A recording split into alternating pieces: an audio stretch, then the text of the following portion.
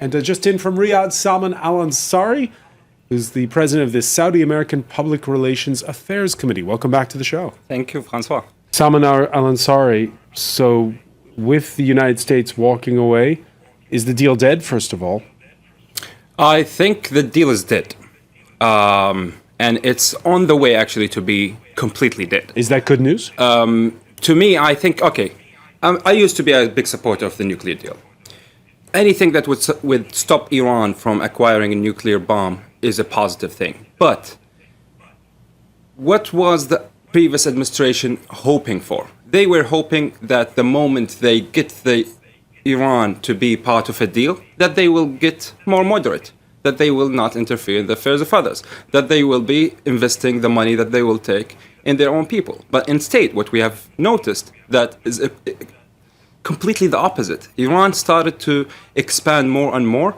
They are supporting 75 militia just in Iraq. They are supporting militias and sending troops to Syria. They are supporting Hezbollah, which is somehow internationally recognized terrorist group. They are supporting Houthis, who are actually firing ballistic missiles. So imagine a country like Iran is sending the technology of ballistic missiles to a non-state actor. What does that mean to the security of the region? So we should not look at it from an economic point of view. We should look at it from purely security point of view, so we can get to a solution with this regime. And I see that there are people who are supportive of the nuclear deal and took it to a new level of seeing the nuclear deal as a religion. It's not. It's been there for 3 years, like since the time it got signed. And let's ask the question, the simple question. What if Trump managed with his allies to get a better deal? Wouldn't everyone be happy? We would be happy. But the issue is that the people are having this kind of pessimistic view of Iran to be going through a different set of negotiation. But let's actually be optimistic. Why? Because Iran right now is in its weakest point ever internally, domestically in Iran.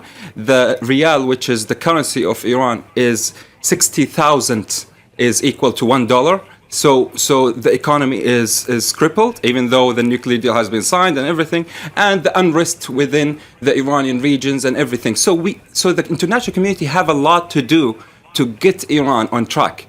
We should not miss the opportunity, because the deal does not stop Iran from acquiring nuclear weapon, but it only delays it or postpones it until 2025, which is 7 years from now. 7 years is nothing. On that point, Salman al-Ansari, the conservatives, the hardliners, they're with Trump on this one, it sounds like. We had on Monday in Kayan, which is a newspaper directly overseen by the supreme leader, an editorial describing the deal as a stinking corpse. We've had remarks from the head of the powerful Revolutionary Guards in Iran, who is saying the fate of the Iran deal is clear.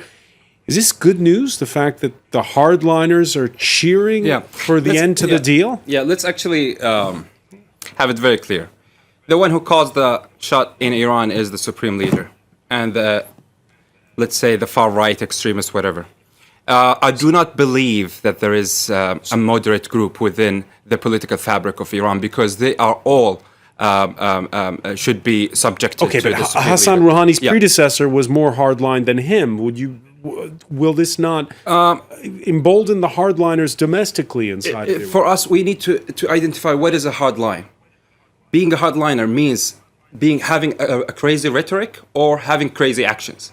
I see Iran to have consistently been having crazy actions. So rhetoric is, regardless of rhetoric of Nejad, regardless of rhetoric of Zarif, who smiles everywhere in Europe, the actions speak louder than words. And we saw, look, what is happening right now, what we can see on TV right now, they are burning the American flag, and death to America is the main slogan.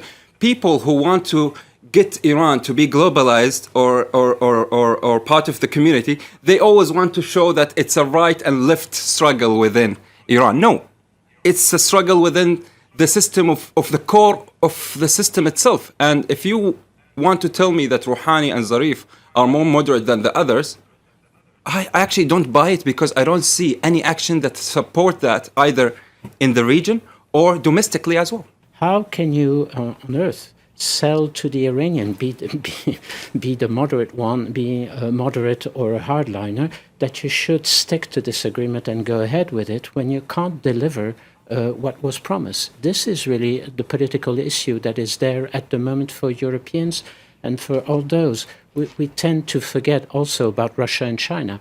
How do you sell to the Iranians the idea that they should stick to this and go ahead with this? Because there, I totally agree with our friend in Washington.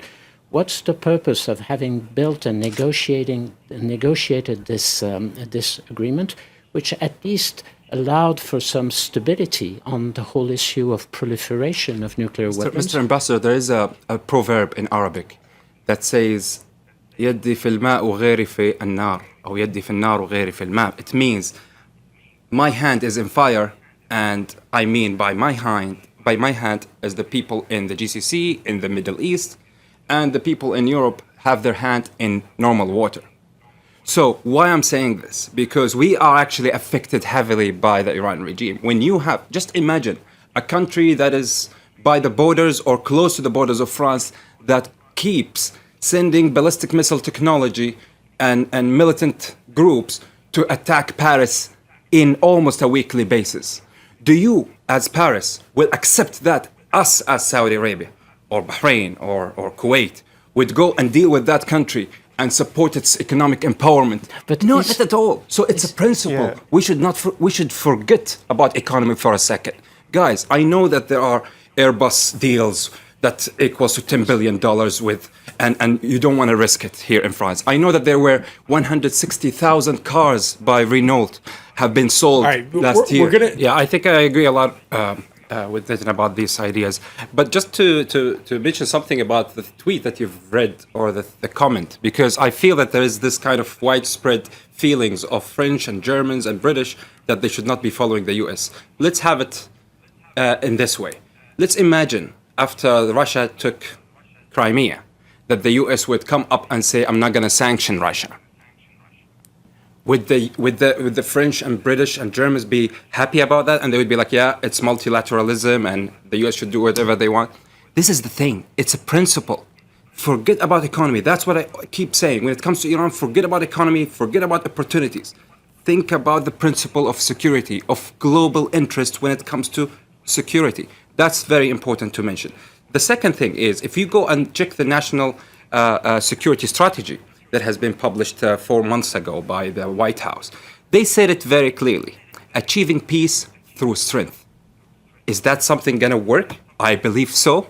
Why? Because if you talk and deal with such regimes like the Iran regime and its militias around the world, you cannot deal with diplomacy. So that's why we see. But do you agree with Ambassador Vimont when he says the world might be a more dangerous place after the tearing up of this deal? Okay, it's a one decision that we have to take. Either we take it now or delay it for the days after and to throw the dirt under the carpet. We don't want that. We don't want to get to that position in 7 years after Iran acquires more power, after Iran gets to be more expansionist. So that's the thing. Let's deal with it now. Better now than later. Lebanon and all around, it feels, if you look at this week on Salman al-Ansari, that tensions are rising in the Middle East, not receding. And that's what I'm actually talking about. If we let the Iran regime keep receiving money, receiving global money out of the deal, they will keep continuing doing the same thing, where they expand more and more. And after 7 years, we will have less options than we do right now. So that's the core of the principle that I'm talking about. Well, I disagree with that point. Security. I have to disagree with that point, Salman. Sure, go ahead. I have to disagree on that one narrow point. No, just to say, sorry to interrupt you, Salman. Apologies. No problem. I don't think this reduces our options. To the contrary, I mean, the JCPOA, the way it's structured, fully recognizing